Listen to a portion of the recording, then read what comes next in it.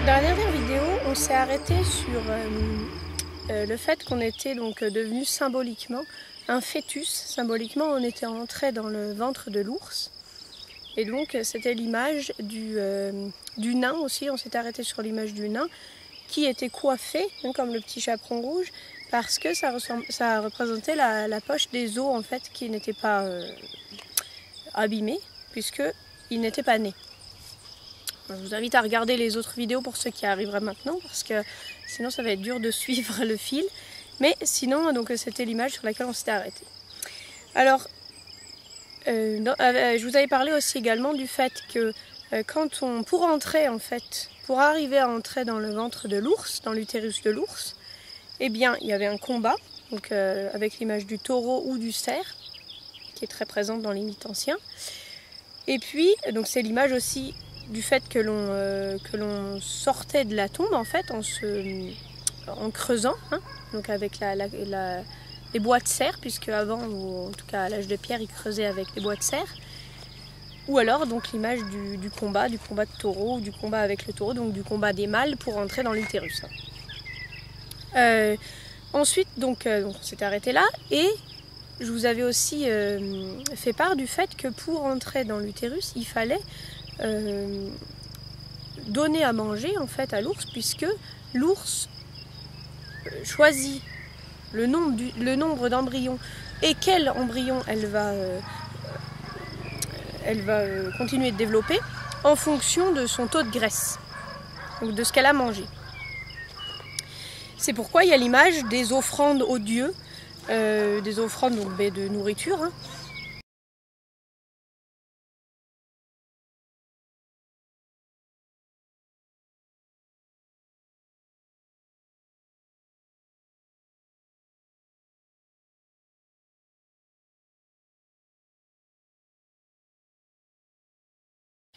Et cette idée de nourrir l'ours, elle va avoir une image un peu étonnante, peut-être si on ne comprend pas le parallèle au départ.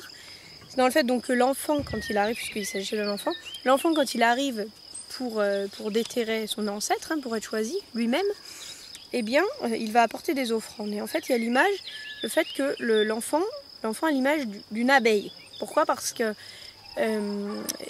les ours sont très friands de miel, tout le monde le sait, ils mangent pas uniquement ça évidemment, mais ils sont très friands de miel. Et dans le miel, il y a l'idée de la préparation, que l'abeille a préparé le miel pour l'ours. Et l'enfant fait la même chose, donc on a l'image dans le petit chaperon rouge, je reprends exprès la même image, mais elle se retrouve partout, mais c'est pour pas m'étendre trop. Il y a l'image donc du petit chaperon rouge qui emmène un petit pot de beurre et une galette à la grand-mère, hein. Finalement d'ailleurs cette galette, ce petit pot de beurre sont probablement mangés par l'ours, par le loup, en l'occurrence c'est un ours, puisque c'est lui qui va prendre la place de la grand-mère, hein. Mais donc il y a cette idée-là, et il y a l'idée donc de la préparation, on prépare quelque chose pour l'ours, qu'on va lui emmener. Donc comme les abeilles le font, un peu, pas vraiment intentionnellement, mais en préparant le miel que l'ours va, lui ou elle, plutôt consommer. Voilà. Donc c'est pourquoi, à Noël, puisqu'on se retrouve là, dans la période de Noël, hein, on a fait Halloween, on a expliqué que les enfants se déguisaient en ancêtres, et puis on arrive dans la période de Noël, donc je vais en reparler un peu plus tard dans la vidéo, mais à la période de Noël, l'ours, donc là, est le Père Noël, hein, on expliquera aussi plus en détail pourquoi et comment. Mais on va préparer donc, avant la période de Noël, des gâteaux, même encore aujourd'hui, hein, on le fait très volontiers, des gâteaux, on va préparer d'ailleurs au miel, hein, généralement, pour Noël. D'accord ? En plus, on va en disposer quelques-uns pour le Père Noël, pour que symboliquement il puisse en consommer quelques-uns. Et puis, évidemment, on va en consommer nous-mêmes. Voilà. Donc il s'agit de la même chose avec le miel, puisque les abeilles vont donner du miel, hein, donc les abeilles ce sont les enfants, et ce miel ensuite va être consommé dans le ventre par les enfants eux-mêmes, puisque c'est bien de ça qu'il s'agit, hein. L'ours ne peut développer des embryons que si elle a un taux de graisse élevé. Mais ce taux de graisse, il lui sert à quoi ? Il lui sert à nourrir les embryons eux-mêmes dans le ventre, évidemment, en transformant un peu la graisse qu'elle a, quoi, hein, en sang d'ailleurs. Donc Donc dans le ventre de l'ours, symboliquement, on va manger des choses sucrées, on va manger des gâteaux, on va manger ce qu'on mange à Noël en fait. C'est donc la préparation des gâteaux, la préparation des biscuits, des bonbons, des choses comme ça, c'est l'image de la transformation de la nourriture dans le ventre de l'ours également. Et aussi de la transformation des fleurs en miel. Et donc c'est la raison pour laquelle la préparation des friandises pour Noël est tout aussi importante que la consommation des friandises, hein, généralement. Donc dans ce ventre, dans l'utérus de l'ours, on est aussi symboliquement dans le royaume des morts. Il faut bien comprendre que le symbole est le même. Et pour reconnaître les éléments qui nous montrent qu'on se retrouve dans le royaume des morts, ou donc dans l'utérus de l'ours, dans les contes, dans les traditions, dans les mythes, etc., il va falloir être capable de reconnaître plusieurs éléments. Ça va être des éléments clés qui vont vous permettre de comprendre de quoi il s'agit. Donc on a l'idée de l'enfermement déjà. L'enfermement, ça peut être l'enfermement dans une tour, comme dans l'histoire de Réponse. Ça peut être aussi le fait d'être mangé, donc comme dans Le Petit Chaperon Rouge, ou dans Pinocchio, ou dans d'autres contes. Ça peut être aussi donc, le fait d'être sous l'eau. Ça peut être, donc il y a l'exemple de la petite sirène, ce qui est un exemple assez compliqué, il faudrait expliquer. Ça peut être aussi l'exemple évidemment d'être dans une tombe, hein, ou dans un tumulus, ou dans... voilà. Ça peut être aussi être enfermé ou être gêné par une pierre. On a ensuite, donc après l'enfermement, on a la symbolique de l'eau, puisque l'eau, le liquide amniotique. Donc il y a souvent une idée de traversée, donc le bateau évidemment qui est envoyé sur la mer. Ça peut être l'univers, donc l'idée aussi que les ancêtres vont au ciel, hein, comme on dit souvent. Ça peut être oui, je dis la traversée, donc ça peut être la traversée d'un fleuve. On trouve ça beaucoup dans les contes, dans les mythes du Moyen-Âge, enfin, qu'on attribue au Moyen-Âge. Hein, donc la traversée d'un fleuve, généralement le passage dans le monde des morts. On a également donc la symbolique du placenta, donc évidemment qui n'est pas donné en tant que tel, mais c'est généralement donc l'arbre avec le cordon ombilical et le placenta, donc l'arbre de vie, l'arbre du paradis, etc. Et aussi la symbolique du gâteau.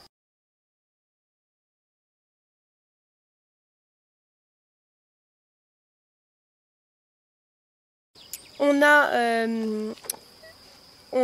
donc la symbolique du sang, alors qui est très très vaste. On a l'ocre rouge qui est déposé sur les tombes depuis l'âge de pierre, depuis Néandertal. Mais ça a été le cas de nombreuses fois et à de nombreux moments dans l'histoire. Il faut bien sûr aussi dire que les morts étaient enterrés en position fœtale généralement. Très, très révélateur, et avec en plus, quelquefois et souvent, de l'ocre rouge dispersé sur eux. D'autres fois, j'essaierai de mettre une photo, mais sinon, de toute façon, je referai des vidéos détaillées où je mettrai les détails dans le livre que je vais écrire. On a aussi des coquillages. Les coquillages, donc on a attribué à des parures, etc. Bon, je pense qu'il y a une symbolique plus grande derrière ça. On avait même des chapeaux de coquillages. Chapeau de coquillage, donc coquillage, la mer, l'eau, le liquide amniotique. Donc, il faudra...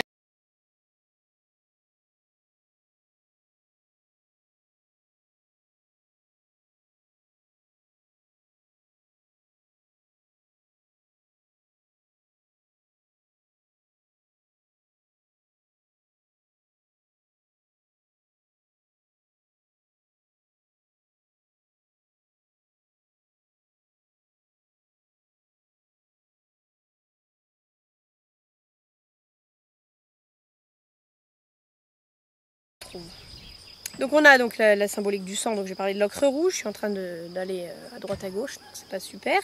Il y a pour le sang aussi, il y a la symbolique du poison. Donc si c'est pas le sang lui-même, hein, parce que pour le Graal par exemple, pour le christianisme, on a le sang lui-même. Hein. Donc ocre rouge, poison, je reviendrai dessus pourquoi. Le feu également. Le feu et... Voilà, il faut bien comprendre que nos ancêtres avaient... avait saisi vraiment la façon dont le monde fonctionnait. Et il faut savoir que le sang qu'on a en nous, qui est notre énergie, ce qui nous donne notre énergie, avec le sucre, avec l'oxygène, etc., nous vient du soleil directement. La même chose que le feu. Pourquoi? Parce que l'énergie est transmise aux plantes par la photosynthèse, nous mangeons les plantes directement ou les animaux qui les mangent, etc. Et ainsi nous pouvons fabriquer notre sang, notre propre sang et notre propre énergie.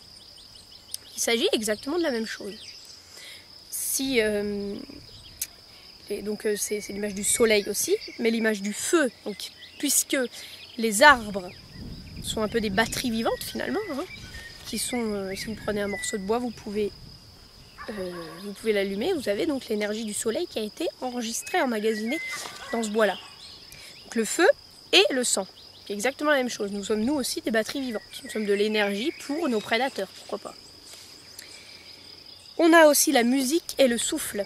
Donc la musique, on y reviendra en détail parce que ça mérite plus que juste quelques mots. Mais la musique est aussi vue comme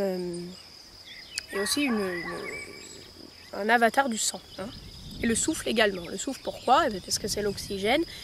C'est donc ce qui nous maintient en vie. Hein. Et ce qui fait battre notre cœur, qui lui-même produit du sang, etc., etc. On a aussi donc la symbolique du cordon, évidemment. Donc le cordon, c'est l'arbre, le tronc de l'arbre. C'est aussi les cheveux. Donc, comme les cheveux de réponse, j'en ai déjà parlé. C'est aussi le serpent. Donc, le serpent dans le paradis, le serpent chez les pharaons, enfin tout ça on y reviendra. C'est aussi le dragon, donc qui est une autre version du serpent.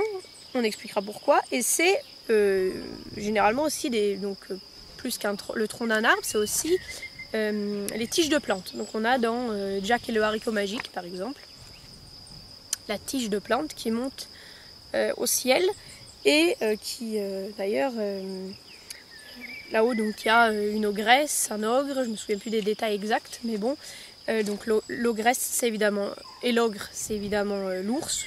Encore une fois, ça mérite s'y attarder longtemps, mais je peux pas là tout faire. Voilà, sinon je partirais dans tous les sens. Ensuite, on a la symbolique de l'os, des os, du trésor ou du cœur. J'en ai déjà parlé, j'ai parlé de la pierre posée sur la poitrine, qui était donc l'image du cœur vivant, ou du cœur à faire revivre. On a l'image du trésor, donc qui sont en fait les reliques de l'ancêtre. D'ailleurs, on a cette image de la relique dans le christianisme, évidemment, qui a été gardée. Mais les effets personnels, dont j'ai parlé avant, éventuellement l'or, qui donc vit, ne se périme pas, etc., etc. Voilà. Et puis évidemment la tête, hein, donc, qui fait partie des os et du squelette. Donc tous ces éléments-là sont finalement une assez bonne base pour une histoire ou pour un conte. On comprend pourquoi et comment les contes ont perduré jusqu'à aujourd'hui, puisque finalement on obtient des histoires qui sont très engageantes, j'ai envie de dire, très logiques, et donc qui ont été conservées, qui ont été transmises. Voilà. L'idée, toujours, et on pourrait la résumer en quelques lignes, c'est que l'enfant donc, qui doit faire revivre l'ancêtre, doit entrer dans le royaume des morts pour aller chercher donc les reliques, aller chercher l'ancêtre et ainsi le faire revivre. C'est l'idée en général. Il est donc cet enfant nourri par le sang, donc qui vient du placenta à travers le cordon. Et il doit aussi, et c'est là où il y a une idée qui peut être mal comprise, hein, finalement, il doit aussi combattre ce cordon à la fin. Pour naître. Il doit s'en défaire quelquefois, parce que quelquefois vous pouvez avoir le cordon autour du cou, finalement c'est assez fréquent. Et puis, surtout, il doit évidemment le couper. Alors c'est pas forcément lui qui le fait, mais c'est l'idée, il doit le couper pour pouvoir naître. Et on va voir pourquoi c'est très important, cette naissance. Cette naissance est aussi vue comme le combat, hein, la sortie de tombe. Donc pour la version la plus ancienne de cette tradition, si on essaie de la reconstituer en tout cas, on va avoir l'idée que l'enfant, donc vers l'âge de raison, ce qu'on appelle l'âge de raison. On verra pourquoi cet âge-là, et un petit peu plus tard dans la vidéo. Et aussi, on a des détails qui peuvent nous montrer qu'il s'agit de cet âge-là, puisque on a des traces de pas dans les grottes. Grotte Chauvet et puis l'autre, je ne me souviens plus, je crois que c'est Pêche-Merle, si c'est Pêche-Merle, donc en France, qui sont des traces d'enfants de 7-8 ans. Hein. On a aussi donc les mains appliquées sur la paroi, qui sont vues comme des mains de femmes ou d'adolescents. Bon, moi je prends plutôt pour enfants ou enfants adolescents, en tout cas ce ne sont pas des mains d'adultes, d'hommes adultes. Donc, symboliquement, cet enfant va suivre l'ours dans sa grotte en automne, quand l'ours va aller passer l'hiver.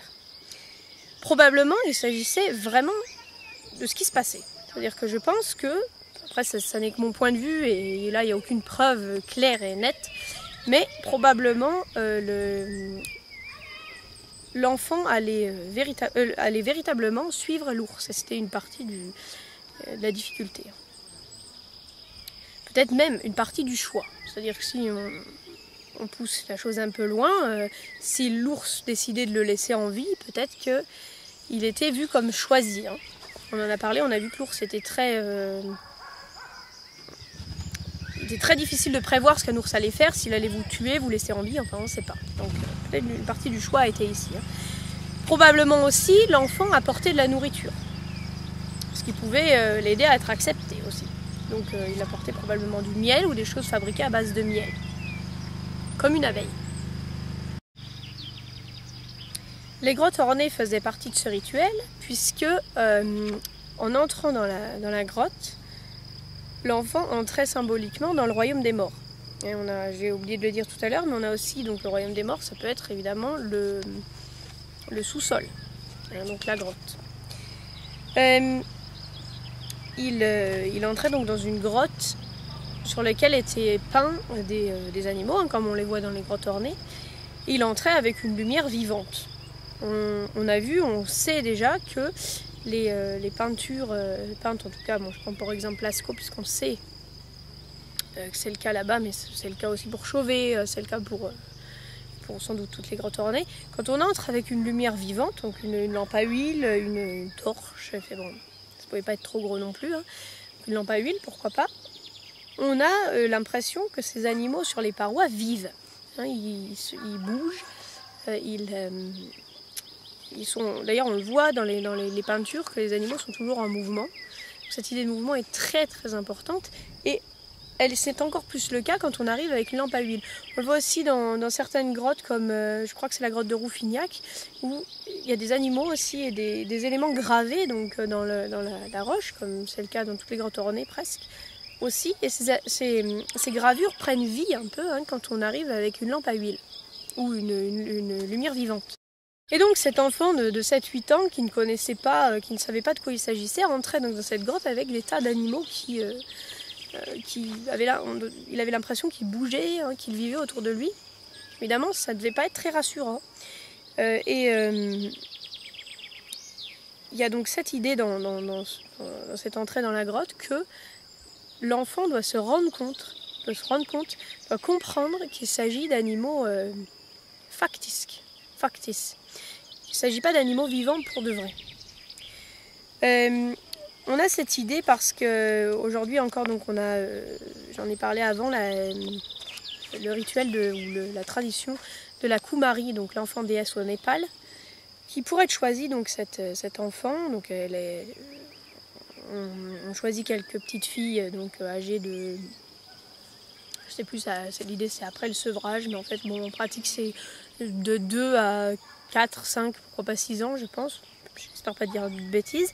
Mais en tout cas, elles sont donc choisies, on en prend plusieurs et puis on leur fait subir un rituel qui vise à déterminer finalement laquelle de ces petites filles est la véritable déesse d'Aléjou. Donc, on les met dans ce rituel est évidemment assez secret, mais de ce qu'on peut en savoir, elles sont mises dans une pièce avec uniquement des lumières vivantes, très intéressant parce que ça pousse à croire que le mythe est vraiment ancien, Donc, uniquement des lumières vivantes, hein, du feu, sans doute des lampes à huile, etc., des torches, je sais pas. Et puis des animaux, des têtes coupées d'animaux autour d'elle, très sanglants. Et puis également des gens qui dansent avec des masques de démons autour d'elle. Et en fonction de la réaction de la petite fille, donc si elle a peur, si elle pleure, ou si elle s'en fiche finalement, ou si elle regarde comme elle regarderait autre chose, eh bien on va savoir s'il s'agit vraiment de la déesse ou si c'est juste une petite fille mortelle classique, j'ai envie de dire. C'est très intéressant parce que il y a cette idée de déjà vu. Finalement, s'il s'agit de la déesse ou s'il s'agit d'un ancêtre qui revient, eh bien, il sait quelque part que ces choses-là sont pas réelles, puisque peut-être il les a même peints lui-même, ou il a fait partie de ceux qui peignaient ces grottes. Peut-être il en a en tout cas entendu parler, peut-être il a déjà subi ce rituel, donc il le connaît déjà. Et donc il ne va pas avoir peur. Ou en tout cas bien moins qu'un autre. Et on le voit par exemple en ce qui concerne la Kumari, dans le livre, je vous mettrai les références, mais le livre qu'a écrit une ancienne Kumari, qui explique donc dans ce livre que elle, lors de ce rituel, elle avait compris qu'il s'agissait de personnes derrière, qu'il ne s'agissait pas de vrais démons, et donc elle regardait, puis elle n'avait pas si peur que ça, c'était un spectacle en fait.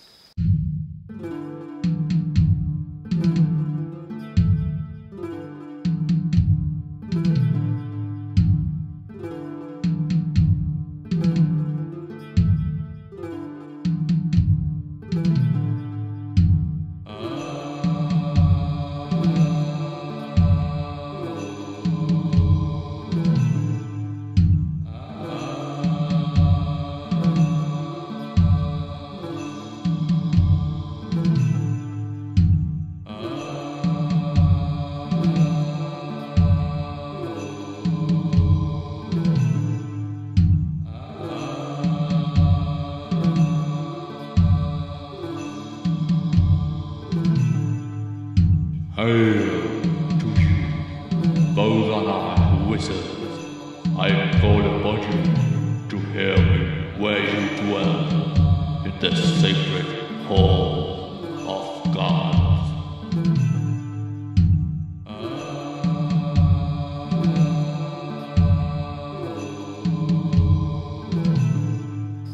Et il y a cette même idée, je pense, dans les grottes ornées, de l'enfant qui rentre et qui sait de quoi il s'agit, qui finalement n'a pas peur ou moins peur qu'un autre.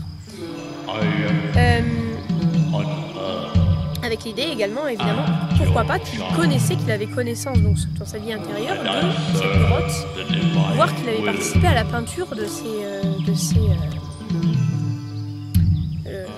animaux.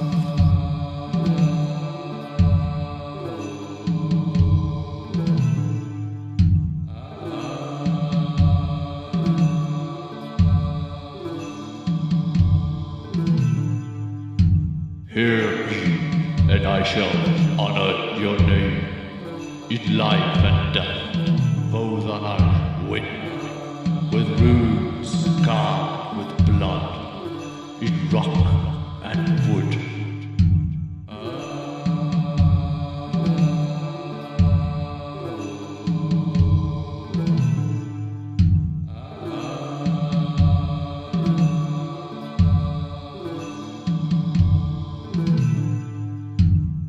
Open up the gate. Let the elves pass through the wall into our world to fight alongside us.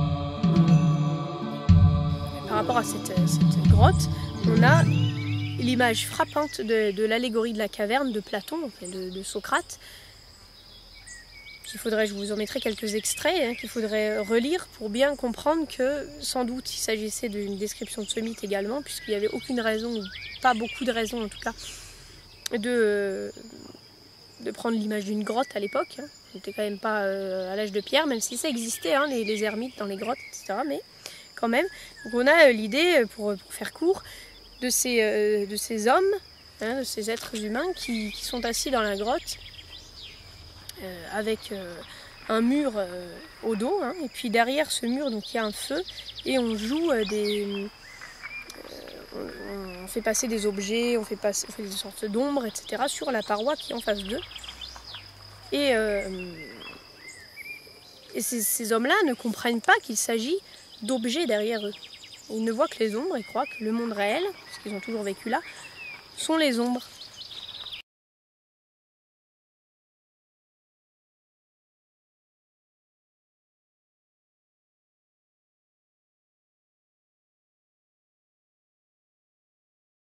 Et subitement, quelqu'un se lève et puis se rend compte qu'il s'agit d'objets derrière, de vrais objets, et non pas, et que ce ne sont pas ces ombres qui sont le monde réel finalement.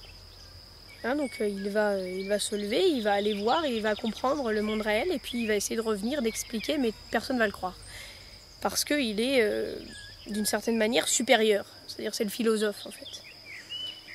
Et il y a cette idée forte, hein, du fait que celui qui entre dans la grotte, qui comprend de quoi il s'agit, est d'une certaine manière supérieur. Supérieur pas forcément, mais en tout cas qu'il a déjà vécu et qu'il connaît ces choses-là.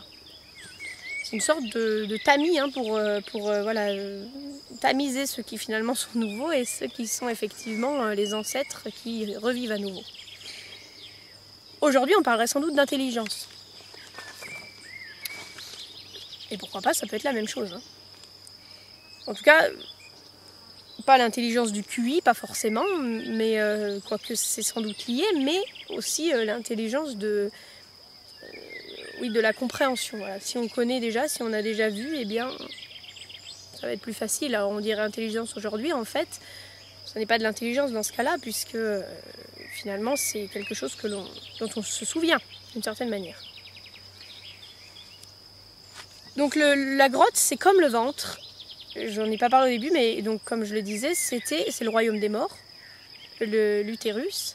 Et dans les grottes d'ailleurs, souvent, il y a aussi de l'eau, et les grottes sont façonnées en fait par l'eau. Hein. Ça, j'en ai parlé avant.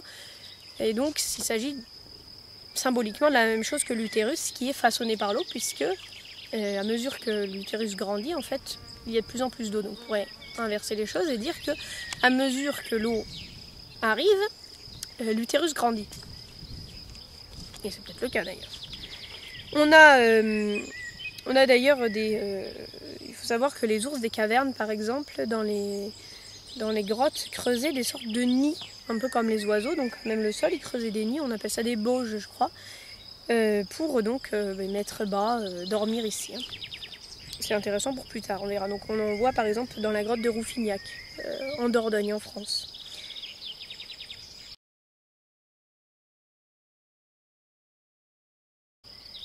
Voilà, alors donc on a cette idée donc de la grotte qui est comme le ventre, et dans le ventre, quand le fœtus grandit, à mesure que le fœtus grandit, il va donner des coups. Il faut presque être une femme pour le savoir, mais bon, il va donner des coups, il va taper un peu avec sa main, ses pieds, et ses mains, là on a l'idée intéressante, donc des mains positives sur les parois des grottes, qui sont en fait les images du fœtus qui touche. Ça paraît un peu tiré par les cheveux comme ça peut-être, mais en fait on va voir qu'on voit cette image plus tard aussi sous d'autres formes.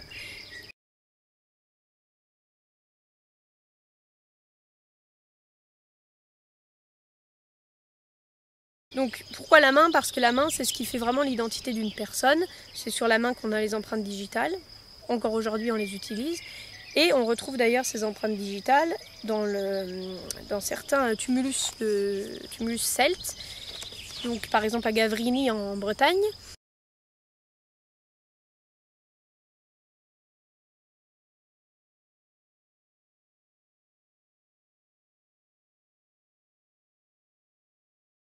On a des sculptures donc un peu en forme de labyrinthe partout dans le tumulus.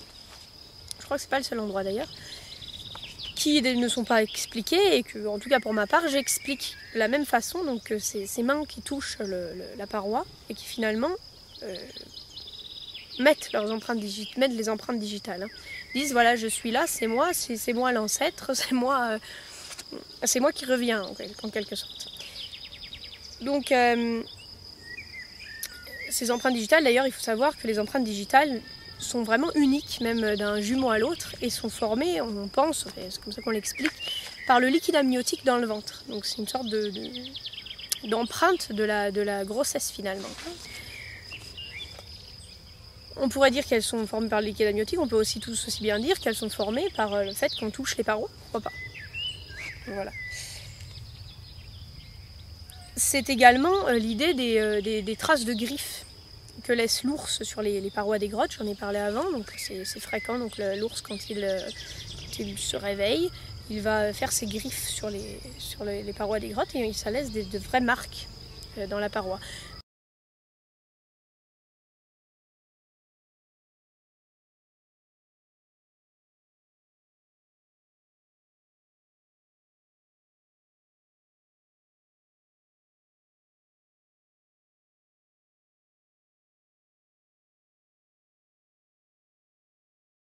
On a l'idée des traces d'ours, donc j'en ai parlé avant aussi, qui sont des symboles qu'on dit incompris en fait, qui se retrouvent dans différentes grottes, symboles un peu rectangles, avec des traits qui remontent.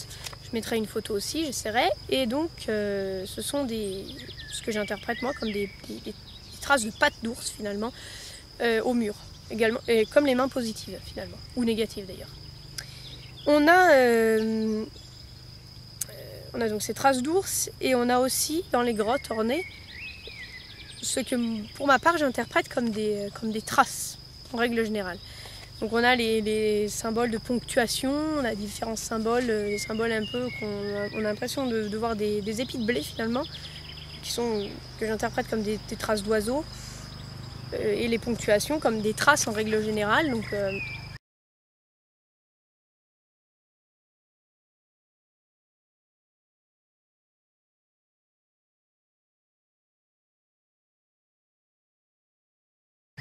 par exemple des traces dans la neige, ça laisse vu de loin toujours des ronds, des ponctuations finalement. Et je pense que c'était finalement le langage le plus clair et le plus évident pour nos ancêtres de l'âge de pierre, puisque eux suivaient souvent les traces, c'est-à-dire qu'ils connaissaient ça comme on connaît aujourd'hui l'écriture, la lecture. Ils suivaient les traces, ils avaient l'habitude de suivre des traces pour chasser, pour piéger, pour connaître, pourquoi pas, pour apprendre. Et ces traces disaient d'une certaine manière « suis-moi ». Pas dans ce sens-là, c'était une forme de panneau d'indication, j'ai envie de dire.